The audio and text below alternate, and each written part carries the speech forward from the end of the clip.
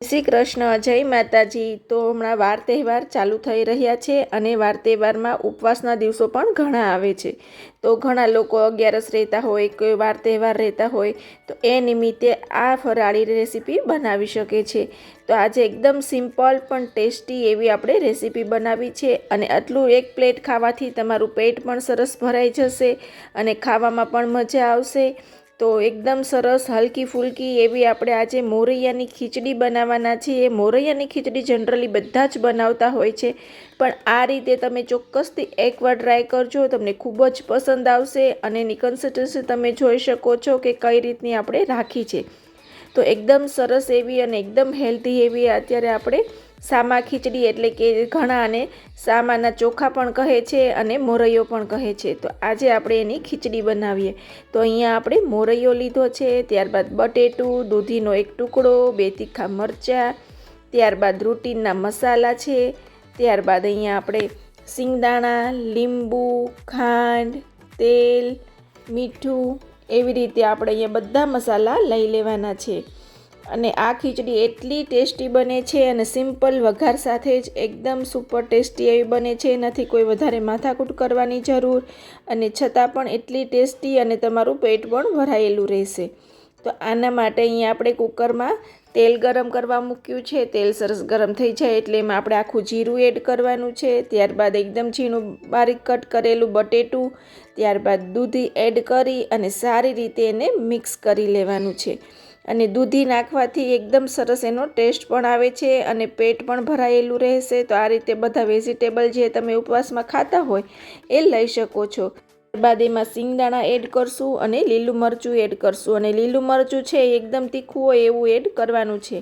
તો એ રીતે ખીચડી ખૂબ જ સરસ બનશે। જો તમારે આગળ લાલ મરચું એડ કરવું હોય તો તમે લીલું મરચું એ રીતે પણ લઈ શકો છો, પણ અહીંયા આપણે લાલ મરચાં પાવડરનો ઉપયોગ નથી કરવાના, એટલે કે ચટણીનો ઉપયોગ નથી કરવાના, એટલે અહીંયા આપણે લીલું મરચું લીધેલું છે।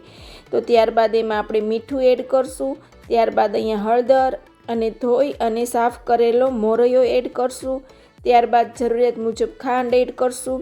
ખાંડ નાખવાથી ખીચડી એકદમ સુપર ટેસ્ટી લાગે છે। એકવાર ચોક્કસથી તમે ટ્રાય કરજો તો તમને ખ્યાલ આવશે, ખાટી, મીઠી, તીખી એકદમ ટેસ્ટી એવી બને છે। ઘણા લોકો એમનેમ પણ બનાવતા હોય છે, પણ ચોક્કસથી આ રીતે એકવાર ટ્રાય કરજો, તમને ખૂબ જ પસંદ આવશે। તો અહીંયા આપણે લીંબુનું, ખાંડનું, મીઠું અને તીખાની બધાની બેલેન્સ કરી અને ખીચડી બનાવવાની છે, એટલે સુપર ટેસ્ટી એકદમ ચટપટી ખીચડી બનશે। તો આ રીતે આપણે મોરૈયામાં પાણી નાખવાનું છે, જે વાટકીનું માપ હોય એનાથી 4 ગણું આપણે પાણી એડ કરવાનું છે। તો મારી 1 વાટકી મોરૈયો હતો તો 4 વાટકી મેં પાણી એડ કરી વિસલ સુધી કરી લેવાની છે। 2 વિસલ થઈ જાય એટલે ઉપરથી કોથમીર એડ કરી અને લીંબુ નીચોવાનું છે। જે રીતે તમારે ખટાશ જોતી હોય એ રીતે અહીંયા લીંબુનું બેલેન્સ કરવાનું છે, કેમ કે આ ગળામાં આપણે ખાંડ પણ લીધી છે, તો એ રીતે અહીંયા લીંબુ એડ કરવાનું છે। અને આ રીતે તમે એકવાર સિમ્પલ અને ટેસ્ટી એવી ખીચડી બનાવો, ટ્રાય કરો, તમને બધાને ખૂબ જ પસંદ આવશે, કેમ કે મોરૈયાની ખીચડી જનરલી બધાના ઘરમાં બનતી હોય છે, પણ 1-2 વસ્તુની ફરક હોય છે। તો આજે આ સ્ટાઇલથી પણ તમે ખીચડી બનાવજો, તમને ખ્યાલ આવશે કે કેટલી ટેસ્ટી બને છે। અને તમે જોઈ શકો છો એ રીતે અહીંયા થોડી લિક્વિડી એટલે કે થોડી સૂપી રસા ટાઈપ રાખવાની છે, એટલે ખાવામાં એકદમ મજા આવે અને આ ખીચડી તમે ગરમા ગરમ ખાશો ને તો એનો ટેસ્ટ જ આખો અલગ આવશે। એ થઈ ગયા પછી થોડો ચેન્જ થશે એનો ટેસ્ટ, તો ગરમા ગરમ પીરસી શકો તો ગરમા ગરમ જ ખાવાનો આગ્રહ રાખજો, કેમ કે એ વધારે ટેસ્ટી લાગે છે અને એકદમ રસાદાર લાગે છે। જ્યારે ઠંડી થાય ત્યારે એ સુકાઈ જાય છે અને થોડી ડ્રાય થઈ જાય છે। તો આ રીતની ખીચડી તમે એકવાર જરૂરથી ટ્રાય કરો અને તેલની જગ્યાએ તમારે ઘીમાં પણ વઘાર કરવો હોય તો પણ તમે કરી શકો છો।